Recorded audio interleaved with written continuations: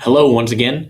I'm Edgar Zamora, and I'm sharing with you engaging students using Desmos. So, just to jump right back in, Desmos, four parts: Desmos.com, teacher.desmos.com, student.desmos.com, and very important to you if you're getting started or want to learn anything new, learn.desmos.com. Okay, so just want to do a quick overview. Desmos.com, the graphing calculator is very simple to use. Okay, if I'm using Desmos, this is a home page that you're going to see for Desmos.com, and here you'll see links to a four function and scientific calculator. All right, teacher.desmos.com, learn.desmos.com. All right, but I'm just going to hit start graphing, and if you're new to this, if you've never used Desmos, right, actually even before using the teacher activities, I would start just playing with the graphing calculator, so you can get familiar with how it works. It's a little different from a TI-83, all right, or any such. But you just want to get started with it, and little by little you'll see there are many features, and the sky's the limit on all the features that you can see here. So just graphing any type of function. There's ways to look at tables to find patterns, add sliders so you can see transformations, many different things, which I encourage you to just jump in there and learn. But that is in Desmos.com. Okay, and but most of all, what I want to look at is teacher.desmos.com. So I'm going to take a step back, and again, here on my home screen for Desmos, I'm going to go to teacher.desmos.com, and I'm going to look for classroom activities so that you can see where exactly was I getting these activities that I was showing you in part one. Okay, this is the home screen for the teacher.desmos.com feature. Okay, so many different activities. There's bundles of activities so that you can look up specifically what you want, anything from conics to linear, quadratic, exponential. If you're looking for transformations, sometimes these are bundled up with multiple activities to choose from. All right. The thing that I love most, any activity that is searchable through Desmos means that it has been reviewed, that it is a quality activity. It's been reviewed by the Desmos team. Okay. Headed by Dan Meyer. So it's a great team, and they really make sure that these activities are quality activities, thought provoking. So you just want to search through here and try out some of the activities. All right. I want to talk to you about what if you've tried out some of these activities like I showed you in the first video, and you want to take a step further.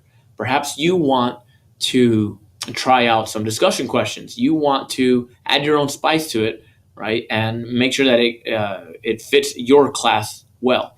Okay. So any activity that you search right here, it has these three little dots right here. It has the capability for you to bookmark it. But it has these three little dots where you can share it with another educator. This is great for PLC teams. Share these activities with each other.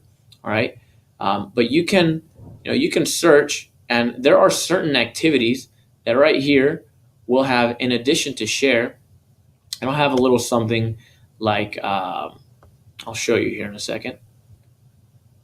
Let's see, if it doesn't say anything else other than share, it means this is pretty much a private activity. You can do it, but you're not going to be able to edit it. All right, but I'll show you one that I'm able to edit. Right, so here's one: polygraph parabolas. And anytime you want to check whether or not to edit, you probably want to double check and actually go to the activity. All right, here now that I'm at the activity, I'm going to go to the three dots right here on the right, and there's a option called copy and edit, and you can select that, and it'll take you to the activity builder. All right, the activity builder, a little more high tech per se. You want to start you can jump right into anything, but I recommend start using this once you've tried out a few of the activities, so you can decide what's working for my class, what is not. Here you can see kind of the background and your ability to preview anything. All right, you can see, hey, maybe I want to add another note right here. Maybe I want to change the title of the slide. Maybe I want to add a discussion question. Maybe I want to add another slide entirely, right? So again, playing with this is definitely a great thing. I'm not going to get into all the details of how to actually create the activity, Again, you want to jump into that. But if you're wondering where do I start, or I don't know how to edit this certain part, I would recommend go to learn.desmos.com, and you can learn about anything. You can learn about the graphing calculator that I showed you first. You can learn about classroom activities, how to share them with your students, but also how to create them. All right. So both features I highly recommend. Okay. So now kind of thinking on learn.desmos.com. Like I just showed you, learn.desmos just has, and I'm lost now in my tabs. I got so many of these open. But learn.desmos has just many features for you. All right. And I'm just going to show you a little bit more with learn.desmos, and we'll come to a conclusion. All right. So like I said, learn.desmos can teach you as a graphing calculator. Let's say you want to select that. You're a calculus teacher. Maybe you want to learn about derivatives. How can I apply derivatives, with this calculator, right? Maybe you want to start simple and start with sliders, right? You want to see, how can I teach my students about mx plus b, the impact of m, the impact of b, all right? Perhaps you want to go away from the graphing calculator, right, which would lead to something a little more teacher directed, to something a little more student directed. The classroom activities that you're searching, well, this tells you all about searching through these. It'll tell you about these features that I explained to you in the first video. But also, it's a great resource for you to actually get hands-on with your activity builders. Okay, all these are great things.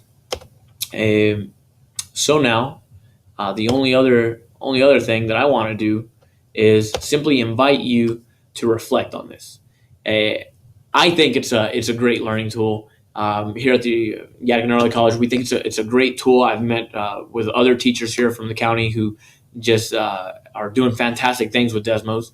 So, my question to you is, what questions do you have about Desmos? What is anything preventing you from using Desmos? What opinion do you have on it? So I'd love to hear some feedback about that. Maybe anything that I could help you out with as far as creating an activity, as far as engaging students. But most importantly, I would like to know, where can we take this as Yadkin County educators, as math educators? This is something where I think sharing is a big deal.